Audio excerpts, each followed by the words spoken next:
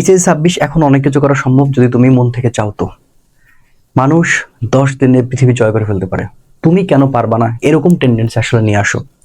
যতই সেই কঠিন কাজটা হোক, এমন এই সামনের 20টা দিন তুমি একেবারে গায়েব হয়ে যাও। এই 20টা দিন কারোর সাথে কোনো কথা বলা থেকে শুরু করে যোগাযোগ থেকে সবকিছু থেকে বের হয়ে যাও। তোমাকে মাথায় রাখতে হবে এই 20টা দিনের টোটকা কোনোভাবে মিস করা যাবে না। এই 20টা দিন তুমি তোমার সবকিছুকে সর্বোচ্চ ছাড়া যাবা, কারণ তুমি যদি এখন থেকে এই পরিশ্রমের মানসিকতা তৈরি করতে না পারো, সামনে কিন্তু আরো বড় যুদ্ধ, সেটা হচ্ছে অ্যাডমিশন নিয়ে অনেক কথা হবে ইনশাল্লাহ। আজকে আমি তোমাকে একেবারে 5 দিন, মানে অন্তত 5টা দিন তুমি প্রিপারেশন নিয়ে ফিজিক্সটা কিভাবে তুমি এক্স্যাক্টলি ভালো করতে পারো, এরকম আমি একেবারে ফাইনাল সাজেশন দিয়ে দিচ্ছি। এবং ফাইনাল সাজেশন শুধু দিচ্ছি ব্যাপারটা এরকম না, ফাইনাল সাজেশনের সাথে ক্লাসের লিঙ্কটাও দিয়ে দিচ্ছি। তুমি সেই ক্লাসগুলো সম্পূর্ণ শেষ করতে পারলেই দেখবা ইনশাল্লাহ তুমি মোটামুটি কনফিডেন্ট, এবং পরীক্ষা হলে যে তোমার এরকম মনে হবে না যে তুমি আসলে পারো না বা পারছো না বা তোমার প্রিপারেশন খারাপ। ঠিক আছে, সর্বপ্রথম আমরা যে কাজটা করবো, এই ভিডিওতে আমরা পদার্থবিজ্ঞান প্রথম পত্র দ্বিতীয় পত্র সম্পূর্ণ নিয়ে কথা বলার চেষ্টা করব এবং কথা বলবো ইনশাল্লাহ। তো তোমার সবার আগে অধ্যায় সিলেক্ট করা এবং অধ্যায়ের সাথে টপিক সিলেক্ট করা। ঠিক আছে, কোন টপিক কিভাবে সিলেক্ট করবা? দেখো, নির্দিষ্ট কিছু টপিক রয়েছে, সেই টপিকগুলো কিন্তু সব থেকে বাইরে, সেই টপিকগুলো আগে তোমাকে সিলেক্ট করতে হবে। আসো দেখো, প্রথমে ফার্স্ট পার্টের কয়েকটা টপিক আছে যে টপিকগুলো তোমাকে সিলেক্ট করতে হবে। আচ্ছা, এটা একটু সেকেন্ড পার্ট চলে আসছে, ওটা বাদ দাও। সেটা হচ্ছে নদী নৌকা। হ্যাঁ, এটা হচ্ছে প্রথম পত্র। এটা হচ্ছে আমি প্রথমে প্রথম পত্র নিয়ে আলোচনা করতেছি তোমাদের সাথে ইনশাআল্লাহ। তাহলে প্রথম পত্রের জন্য তুমি মানে খেয়াল করো, যেমন নদী নৌকা সবচেয়ে বেশি রিপিটেড কোশ্চেন। নদী নৌকা এই টপিকটা তুমি ভালো করে পড়ে যাও, ভালো করে বুঝে যাও। এই টপিক থেকে বিগত দিনের কোশ্চেনগুলো দেখে যাও। দেখো, এখান থেকে তুমি একটা কোশ্চেন কমন পাইলেও পাইতে পারো। দেখো, আমাদের টার্গেটটা কি বলতো? আমাদের প্ল্যানটা একটু বোঝার চেষ্টা করো। আমরা 3×10=30 তুলবো। আমি বারবারই বলে আসছি এর আগেও, 3×10=30 তুলবো। আর হচ্ছে গিয়ে বাকি যে 20 মার্কের আছে তার মধ্যে কিন্তু আমি 10 তুলতে চাই। তার মানে আমাকে 40 পাইতে হবে। এখনো সম্ভব এ প্লাস পাওয়া, এখনো সম্ভব। ঠিক আছে, আচ্ছা তাহলে এখন দেখো, নদী নৌকা, কুয়া এবং চৌবাচ্চা সংক্রান্ত, এটা অনেক বেশি রিপিট এসেছে, যেটা কাজ শক্তি ক্ষমতা থেকে। এখন আসো, আমি কথাগুলো বলতেছি, এটা কি মানে কাজ দিয়েছি? হ্যাঁ, দিয়ে ফেলেছি। তুমি ম্যারাথন ক্লাসটা চেক করো এবং যেভাবে সাজানো হয়েছে, মানে আমি ক্লাসটা কিভাবে সাজিয়েছি আমি একটু বলি, কারণ আমি তোমাকে দুইভাবে সার্ভিস দিব। সেটা হচ্ছে পরীক্ষার আগে 15 তারিখের আগে সব ফিজিক্স শেষ করে দিব, এবং হচ্ছে পরীক্ষার মধ্যে কিন্তু শুধু সিকিউ সার্ভিস দিব। তো অনেক স্টুডেন্ট দেখতেছে আমার ম্যারাথন ক্লাস পাওয়ার পরে অনেকে মানে কমেন্ট করেছে যে ভাই আপনি এত ডিটেল কেন দিয়ে দিলেন। আসলে দেখো, যে টপিকগুলো আমি তোমাকে সাজেশন দিচ্ছি সেই টপিকগুলোর উপর আমার ক্লাস থাকতে হবে। তো আমি শুধু বকে গেলাম, মানে ভুং ভাঙে সেই করলাম ওই করলাম, এই হবে ওই হবে, এটা আসলে গ্রহণযোগ্য কিছু হয় না। আমি যেটা বলতেছি সেটার সাথে কাজে মিল রেখে আমি কিন্তু সেটা তোমাকে অলরেডি ম্যারাথন দিয়ে দিয়েছি। তার মানে আমি বোঝাতে চাচ্ছি যে তুমি এটা যদি আমাকে ফলো করে থাকো, তুমি এভাবে এই প্রসিডিউরের মধ্যে দিয়ে যাও। কথা বুঝতে পারছো? আচ্ছা আসো, তাহলে এখন দেখো, নদী নৌকা তুমি সিলেক্ট করবে, এটা তো বলে ফেলেছি। কুয়া চৌবাচ্চা, এটা হচ্ছে পঞ্চম অধ্যায়, রিপিট কোশ্চেন এসেছে। এরপরে হচ্ছে আনত তল সংক্রান্ত। দেখো, আনত তল সংক্রান্ত এটাও কিন্তু অনেক রিপিট এসেছে। এরপরে আনত তল সংক্রান্ত কাজ শক্তি ক্ষমতা থেকে। রাস্তার ব্যাংকিং, এটা তো কতবার যে রিপিট হয়েছে বলে বোঝাইতে পারবো না। ঠিক আছে, এরপরে কিন্তু আরো রিপিট টপিক আছে, সেটা হচ্ছে কি ভেক্টর ক্যালকুলাস। তুমি আগে রিপিট টপিক গুলো সবার আগে মানে করো, সবার আগে তুমি হচ্ছে মানে হ্যাকস করার চেষ্টা করো। তাহলে দেখো, ভেক্টর ক্যালকুলাস, আমি কি বলি, ভেক্টর ক্যালকুলাস, নদী ও নৌকা, এটা হচ্ছে কিসের জন্য রিপিট টপিক সবচেয়ে বেশি বলতো? এটা হচ্ছে গিয়ে তোমার প্রথম পত্রের ভেক্টর অধ্যায়ের জন্য। এরপরে কুয়া এবং চৌবাচ্চা, এটা হচ্ছে কি কাজ শক্তি ক্ষমতা, এটা বেশি রিপিট এসেছে। কুয়া ও চৌবাচ্চা সংক্রান্ত খুব সুন্দর করে ক্লাসগুলো দিয়ে রাখছে, কুয়া ও চৌবাচ্চা সংক্রান্ত। এবার আসে, এটার সাথে কিন্তু আরেকটা কি আছে, আনত তল। দেখো, এই টপিকগুলো তোমাকে আগে পড়তে হবে। আর তুমি যদি হচ্ছে নিউটনিয়ান বলবিদ্যায় আসো, তাহলে আমি তোমাকে বলবো হচ্ছে রাস্তার ব্যাংকিং। সবার আগে এটা ফলো করো, যে রাস্তার ব্যাংকিং। এই রাস্তার ব্যাংকিংটা সবার আগে তোমাকে লক্ষ্য করা উচিত এবং ভালো করে দেখতে হবে। রাস্তার ব্যাংকিং, এবং রাস্তার ব্যাংকিং এর পাশে আরো একটা টপিকে যদি তোমাকে আমি কথা বলি, সেটা হচ্ছে কৌণিক অংশ। হ্যাঁ, এই তোমার হচ্ছে কি বলে, নিউটন বলবো, কৌণিক অংশ। আর তোমাকে আমি আরেকটা টপিক বলে দিচ্ছি, যে টপিক 100% কোশ্চেন করবে, সেটা হচ্ছে প্রাস থেকে, অর্থাৎ গতিবিদ্যা, প্রাস। এই যে দেখো, এই টপিকগুলো পড়লে তোমার চান্স আছে 30 মার্ক কমন পাওয়ার, যদি কোশ্চেন আমাদের সাথে হুদাই কোনো বিট্রেপোনা না করে। তো ঠিক আছে, সবই আছে, বাট এই জিনিসগুলো আগে তোমাকে সিলেক্ট করতে বলছি আমি। ঠিক আছে, ভেক্টর ক্যালকুলাস, নদী নৌকা, কুয়া চৌবাচ্চা, 1 2 3 4 4টা 6টা 7টা, এই 7টা টপিক থেকে তুমি 30 মার্ক, ভাগ্য ভালো থাকলে তুমি দেখবা যে 30 মার্ক 30 মার্ক অনায়াসে কমন পেয়ে যেতে পারো, মানে এই টপিকগুলো থেকে প্রশ্ন হবে ইনশাল্লাহ। ঠিক আছে, এবার আসো, আমি তো বিস্তার আলোচনা করতে চাই, আমি তো বিস্তার আলোচনা এর আগেও বলেছি, আরেকবার বলতেছি, ভালো করে শুনে যাও, ভালো করে দেখে যাও।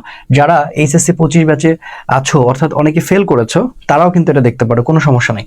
ঠিক আছে, আচ্ছা, নদী নৌকা 100% ভাই, এটা নিয়ে কোনো কথা হবে না। ডট গুণন, ক্রস গুণন, ভেক্টর গুণন, ভেক্টর ক্যালকুলাস সংক্রান্ত এবং ডট গুণন, ক্রস গুণন এবং আপেক্ষিক বেগ ও মানুষ বৃষ্টি, 1 2 3, এই চারটা আমি আমার ম্যারাথন ক্লাসে এই জিনিসগুলো আগে বুঝিয়েছি, তারপরে বোর্ড কোশ্চেন সলভ করে দিয়েছি। শুধুমাত্র বোর্ড কোশ্চেন সলভ করে দিয়ে চলে যাই নাই, আমি কিন্তু সুন্দর করে টাইপ ঘ করে দিয়েছি, কারণ এই সাজেশনটা তো আমি আপলোড করে দেবো, দেখে দেখে ভালো করে করবেন। কারণ এখন সময় বেশি নষ্ট করব না, আমি বেশি কথা বলবো না, কারণ এই জিনিসগুলো আমি এর আগেও সুন্দর করে এক্সপ্লেন করেছি। আচ্ছা, যেমন টাইপ ঘটা কি দেখবো, এবং মজার বিষয় হচ্ছে টাইপ গ নিয়ে কিন্তু একটা ম্যারাথন আমি অলরেডি দিয়েছি, টাইপ গ নিয়ে কিন্তু একটা ম্যারাথন অলরেডি দিয়েছি। টাইপ গ যেটা হচ্ছে শুধুমাত্র টাইপ গ, যেটা 15 মার্ক তুমি নিশ্চিত কমন পাবা। টাইপ গ হচ্ছে 15 মার্ক, কারণ টাইপ গতে 15 মার্ক আছে। কিভাবে আমরা বুঝতে পারলাম? কারণ দেখো পাঁচটা হচ্ছে যে প্রশ্ন হবে, গ নাম্বারগুলো সরাসরি ফর্মুলা দিয়ে ম্যাথ আসে, এখানে কিন্তু কোনো প্যাচ থাকে না, কোনো ঝামেলা থাকে না। তো কাজেই তুমি সবগুলো না পারলেও ফিজিক্সের এই 15 মার্কটা কিন্তু তুলতে পারবা। সেটারও আমি ডেসক্রিপশন বক্সে দেখো আমি লিঙ্ক দিয়ে দিয়েছি, তুমি ম্যারাথনগুলো করে ফেলতে পারো, আমার প্লে লিস্টের ম্যারাথনটা আমি দিয়ে দিচ্ছি। এবার আসো, এখানে তুমি কিভাবে পড়বা টাইপ গ, যেমন সাঁতারের লব্ধি বেগে, এখান থেকে প্রশ্ন হতে পারে। উদ্দীপকের মাঝে দিক নির্ণয় হতে পারে।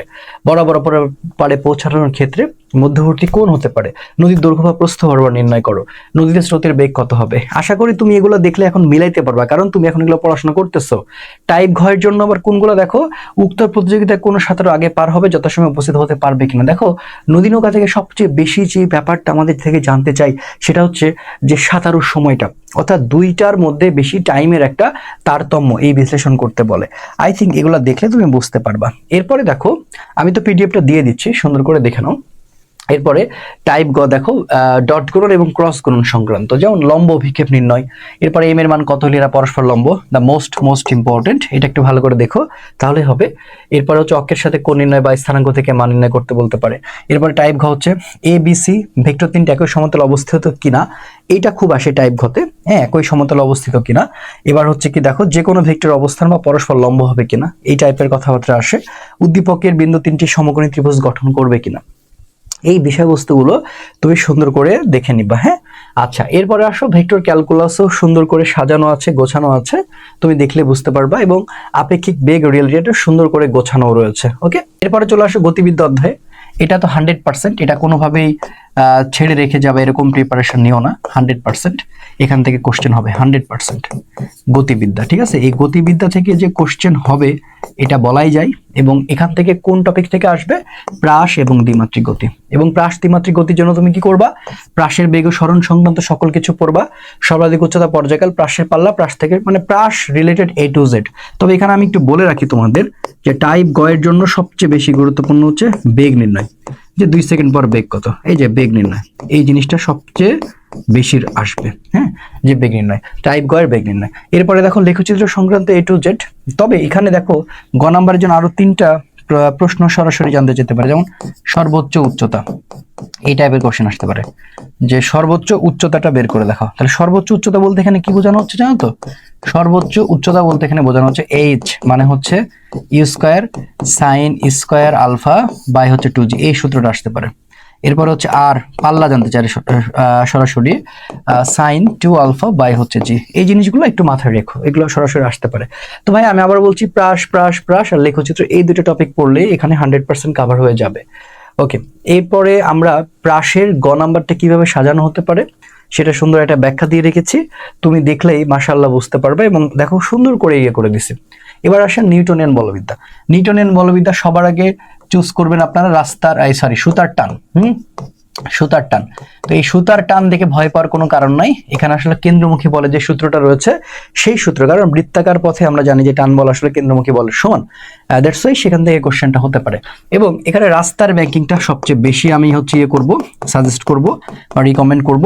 এই রাস্তার ব্যাংকিং এ টাইপ গটা যদি একটু দেখো, তাহলে হচ্ছে রাস্তার ব্যাংকিং উচ্চতা, ব্যাংকিং কোণ নির্ণয়, এরপরে কেন্দ্রমুখী বল, রাস্তার ভিতর অপেক্ষা বাইরের অংশের উচ্চতা, এরপর হচ্ছে গাড়ির উপর ক্রিয়াশীল বলের বিরুদ্ধ মান কত, এগুলো না আমি সব সুন্দর করে আমার টাইপ গতে সমাধান করে দিয়েছি। বিষয়টা এরকম না যে আজাইরা বুকে চলে যাচ্ছে, কাজের কাজ কিছু করি নাই, এগুলো সব সমাধান করে দিয়েছি। এবং এই জিনিসগুলো কিন্তু সমাধান করে দেওয়া আছে আমার ম্যারাথনে। ঠিক আছে, এগুলো একটু দেখে নিতে হবে। আচ্ছা, এরপরে আসেন যে সংঘর্ষ, this the most important topic. এই সংঘর্ষ থেকে কিন্তু কোশ্চেন হবে এবং সবচেয়ে বেশি এখান থেকে কোশ্চেন হওয়ার সম্ভাবনা বেশি যে নিচের সংঘর্ষটি স্থিতিস্থাপক না অস্থিতিস্থাপক, বা সংঘর্ষটি স্থিতিস্থাপক অস্থিতিস্থাপক হয়েছে কিনা শর্তগুলো বলবে। এর বাইরে আসলে তেমন কিছু বলে না। তো সংঘর্ষের পর বস্তুর শেষ বেগটা কত এটা জানতে চাইতে পারে, ঠিক আছে। আচ্ছা, তার এরপরে এখান থেকে কৌণিক অংশটা একটু দেখবা। টাইপ গতে সবচেয়ে বেশি আসে কোনটা? টাইপ গতে সবচেয়ে বেশি আসবে হচ্ছে এটা, যে কৌণিক ভরবেগ, ঘূর্ণন গতিশক্তি এবং হচ্ছে টর্ক। এর বাইরে আসলে বেশি কিছু আসে না। কোনো বস্তুর ঘূর্ণন দমন সঠিক হবে কিনা, চাকাটি থামানো যাবে কিনা যে কোনো সময় সাপেক্ষে, থামার পূর্বে পাখার যে কোনো সংখ্যার ঘোরা সম্ভব কিনা, বল প্রয়োগের পূর্বে পরে পর্যায়কালটা কেমন, এই টাইপের। এবং এগুলো সবই সলভ করে দেওয়া আছে। আমি আবারও বলছি, ক্লাসগুলো সলভ করে দিয়েছি। এবং আরেকটা টপিক দেখবা, জড়তার ভ্রামক, এবং জড়তার ভ্রামকের এই পাশটা হচ্ছে টাইপ গ, এই পাশটা টাইপ গ, এবং এই পাশটা হচ্ছে টাইপ ঘ, এই পাশটা হচ্ছে টাইপ ঘ। বুঝে গেছে? আচ্ছা, সামেশন এফ মানে এম এগুলো গ নাম্বারের জন্য আসতে পারে। ওকে, তারপরে আমরা যদি একটু দেখি কাজ শক্তি ক্ষমতা, অর্থাৎ হচ্ছে যে এখান থেকে আমরা পড়াশোনা করব। আমি যে 7টা অধ্যায় সিলেক্ট করতে বলি সেটা হচ্ছে যে এই আমি যে সাজেশনগুলো দিচ্ছি সেটা, তার পাশাপাশি হচ্ছে আদর্শ গ্যাস আর তরঙ্গ, এই কটা করলেই হয়ে যাচ্ছে। ওকে, এবার দেখো যে কাজ সবচেয়ে বেশি কুয়া চৌবাচ্চা সংক্রান্ত। তো এই পাশটা হচ্ছে টাইপ গ, এটা নিয়ে মনে হয় না আমার বেশি কথা বলার দরকার আছে। এটা হচ্ছে টাইপ গ, এটা হচ্ছে টাইপ ঘ। হ্যাঁ, তারপরে কি কাজ সংক্রান্ত, আনন্দদল, স্প্রিং এবং ধ্রুব বল, এই তিনটা সমন্বয় একটা, ঠিক আছে। আচ্ছা, এরপরে কি? এরপর হচ্ছে শক্তি সংক্রান্ত এবং সরল দোলক, যে কোনো বিন্দুতে ববের বিভব শক্তি কত ভরবেগ ভূমিতে আঘাত করে, বিভব শক্তি নির্ণয়, গতিশক্তি নির্ণয়, গতিশক্তির বিভব শক্তির বিভিন্ন তুলনা, ভূমি থেকে স্পর্শ করার পূর্ব মুহূর্তে কেমন শক্তি হতে পারে সেটা। এবং প্রত্যেকটা পয়েন্ট এখানে আলোচনা করা হয়েছে এবং আমার ক্লাসে দেওয়া হয়েছে।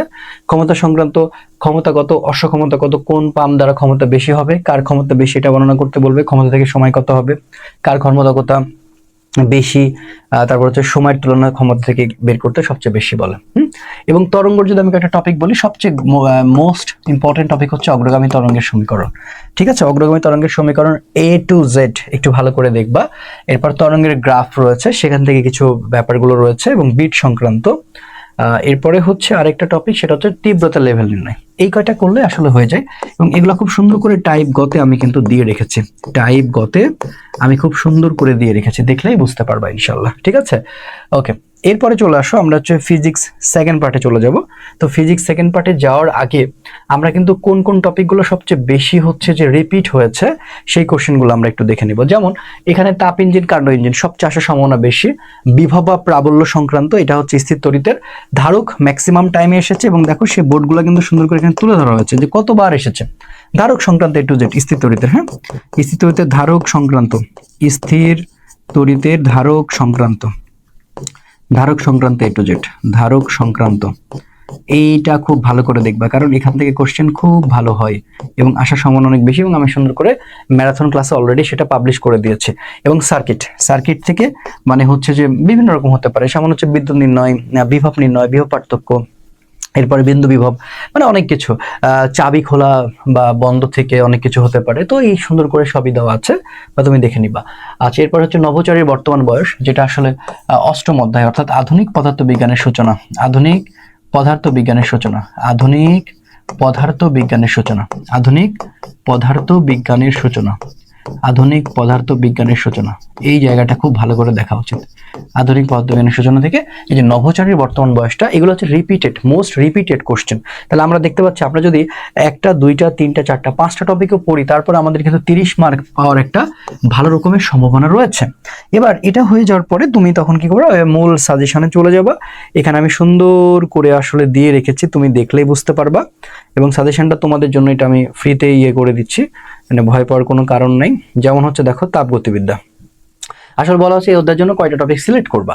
তো সেখানে দেখো তাপ ইঞ্জিন সম্পর্কিত, তাপগতীয় প্রক্রিয়া এনট্রপি সম্পর্কিত, তাপগতীয় চলরাশি কৃতকাজ সম্পর্কিত এবং তাপগতিবিদ্যার প্রথম সূত্র সংক্রান্ত। এখানে দেখো টাইপ গ সুন্দর করে করে দিয়েছে যে টপিক তাপীয় ইঞ্জিনের সম্পর্কিত, দেখো দক্ষতা কৃতকাজ নির্ণয় এবং কতবার এসেছে, দ্যাটস তোমাকে দেখতে হবে। এবং এটারও কিন্তু আসলে সমাধান করে আমি হচ্ছে ম্যারাথন ক্লাসটা সাজিয়েছি, এমন না যে বললাম আসলাম হয়ে গেল ব্যাপারটা। হ্যাঁ, এরপরে যে কোনো ইঞ্জিনের দক্ষতা বা উচ্চ তাপমাত্রা কত হবে, ইঞ্জিনের তাপ গ্রাহকে বর্জিত তাপের পরিমাণ নির্ণয় করতে বলেছে, ইঞ্জিনের তাপ গ্রাহকে কি পরিমাণ তাপ বর্জন করবে, এই টাইপের কথা বলা হয়েছে।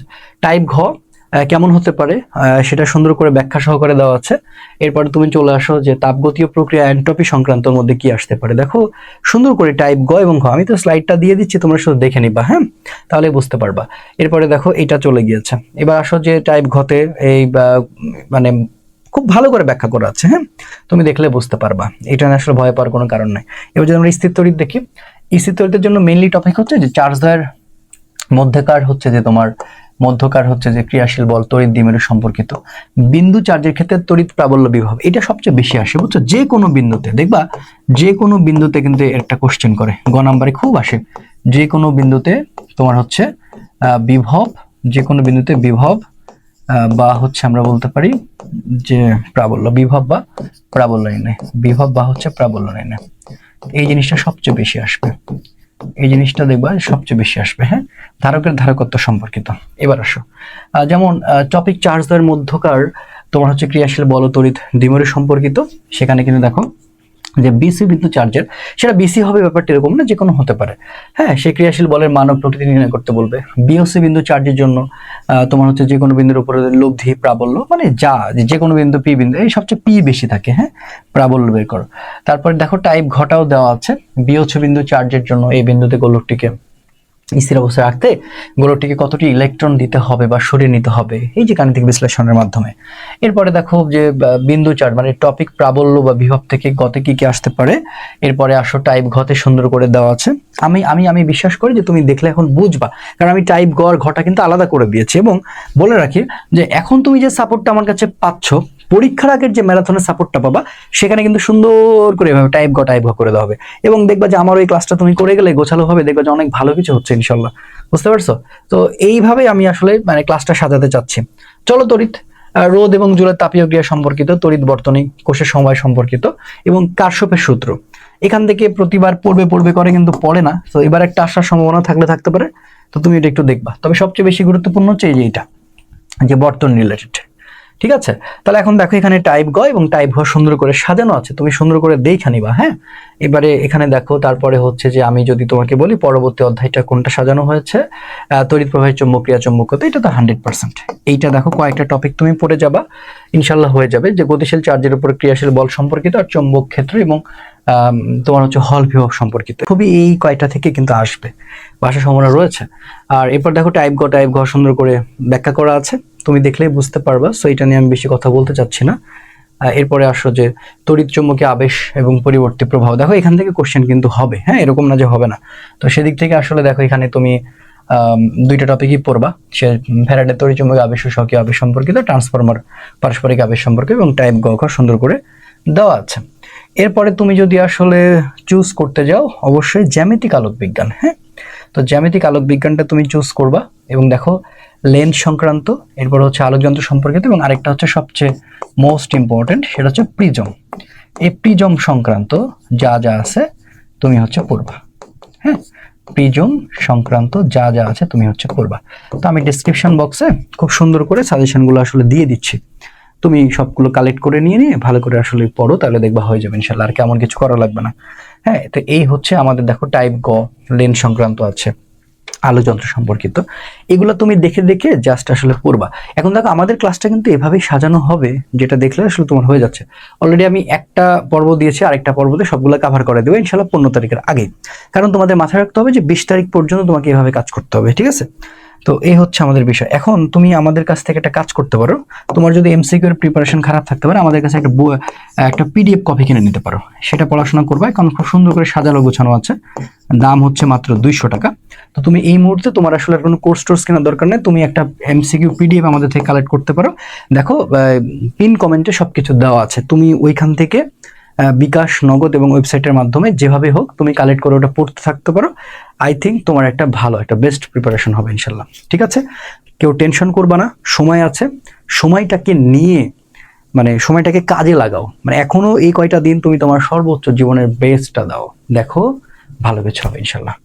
ভালো থেকো, সুস্থ থেকো, দেখা হচ্ছে পরবর্তী ভিডিওতে। আসসালামু আলাইকুম রহমতুল্লাহ।